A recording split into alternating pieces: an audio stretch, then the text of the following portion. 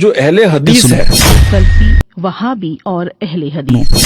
اہل حدیث کے عالم ہمارے پاس آئے، تقریر کر کے گئے۔ اہل حدیث کی تعداد ہمارے شہر میں بڑھ رہی ہے، اس کی کیا وجہ ہے؟ کہ پہلی وجہ یہ ہے کہ ہم بے دلیل بات کرتے ہیں، وہ دلیل کے ساتھ بات کرتے ہیں۔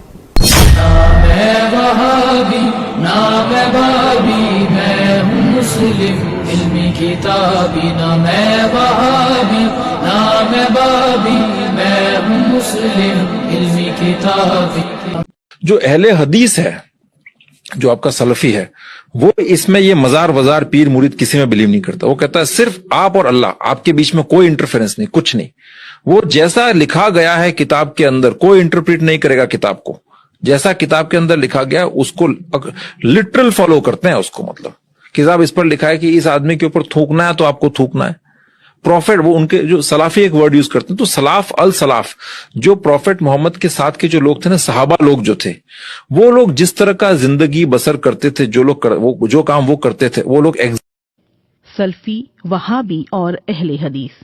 سنیوں میں ایک سموہ ایسا بھی ہے جو کسی ایک خاص امام کے انوسرن کی بات نہیں مانتا۔ ان کا کہنا ہے کہ شریعت کو سمجھنے اور اس کا صحیح ڈھنگ سے پالن کرنے کے لیے سیدھے قرآن اور حدیث یعنی پیغمبر محمد کے کہے ہوئے شبد کا ادھین کرنا چاہیے۔ اسی سمدائے کو سلفی اور اہل حدیث اور وہابی آدی کے نام سے جانا جاتا ہے۔ یہ سمپردائے 4 اماموں کے گیان، ان کے شودھ ادھین اور ان کے ساہتیہ کی قدر کرتا ہے، لیکن اس کا کہنا ہے کہ ان اماموں میں سے کسی ایک کا انوسرن انیواریہ نہیں ہے۔ ان کی جو باتیں قرآن اور حدیث کے انوسار ہیں اس پر عمل تو صحیح ہے، لیکن کسی بھی وواداسپد چیز میں انتم فیصلہ قرآن اور حدیث کا ماننا چاہیے۔ بلکہ بعض میں آپ سے کہوں کہ اہل حدیث کے عالم ہمارے پاس آئے، تقریر کر کے گئے، اس میں شیعہ نے بھی تقریر کی، باقی مسالک نے بھی کی، لیکن مدح اہل بیت میں جو گہری باتیں اور جو بڑی باتیں اہل حدیث کے عالم نے کی وہ کسی اور نے نہیں کی، اور میں خود حیران۔ مولانا صاحب، اہل حدیث کی تعداد ہمارے شہر میں بڑھ رہی ہے، اس کی کیا وجہ ہے؟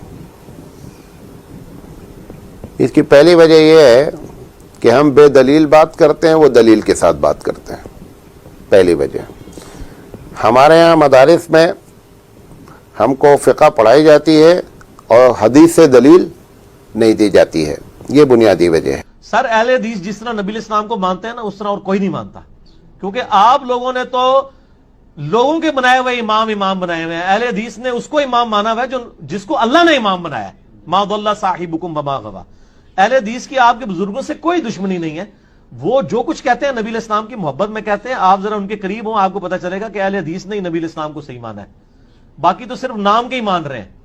ٹھیک، اس دور میں کتاب و سنت کا اور قرآن و حدیث کا سچا محافظ اگر کوئی ہے تو اے اہل حدیثوں وہ تم ہو۔ کعبے کے رب کی قسم، کتاب و سنت کے سچے علمبردار اگر کوئی ہے تو وہ تم ہو۔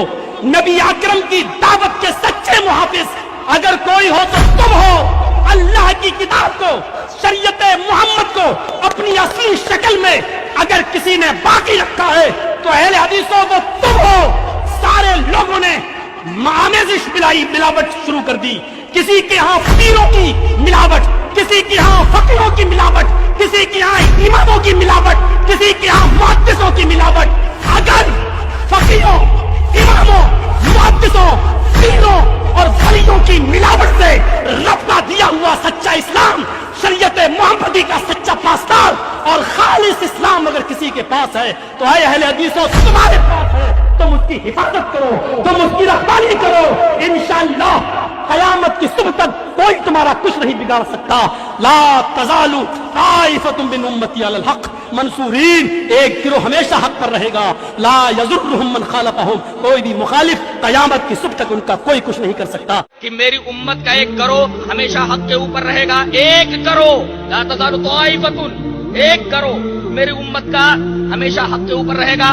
اسے رسوا کرنے والے قطعاً اس کو تکلیف نہیں پہنچا سکتے، یہاں تک کہ قیامت آ جائے حضرت محمد ابن اسماعیل امام بخاری رحمۃ اللہ علیہ اپنے استاد کا حوالہ دیتے ہوئے علی ابن مدینی کا حوالہ دیتے ہوئے کہتے ہیں کہ اس حدیث سے مراد حضرت علی ابن مدینی کہتے ہیں کہ اصحاب الحدیث ہیں، یعنی اہل الحدیث ہیں۔ امام بخاری رحمۃ اللہ علیہ نے یہ بتایا کہ وہ کرو جو قیامت تک میری امت کے اندر رہے گا، میرے زمانے سے لے کر کے تا قیام قیامت، جبکہ سورج مشرق سے نہ نکل کر کے مغرب کی طرف سے نکلے اس وقت تک 1 گروہ رہے گا، ہمیشہ حق کے اوپر قائم رہے گا اور اسے رسوا کرنے والے کوئی تکلیف نہیں پہنچا سکتے، کوئی ضرر نہیں پہنچا سکتے۔ علی ابن مدینی کا حوالہ دیتے ہوئے امام بخاری رحمۃ اللہ علیہ نے فرمایا کہ ہم اصحاب الحدیث، وہ اصحاب الحدیث ہیں۔ اصحاب الحدیث اور اہل الحدیث دونوں کا مطلب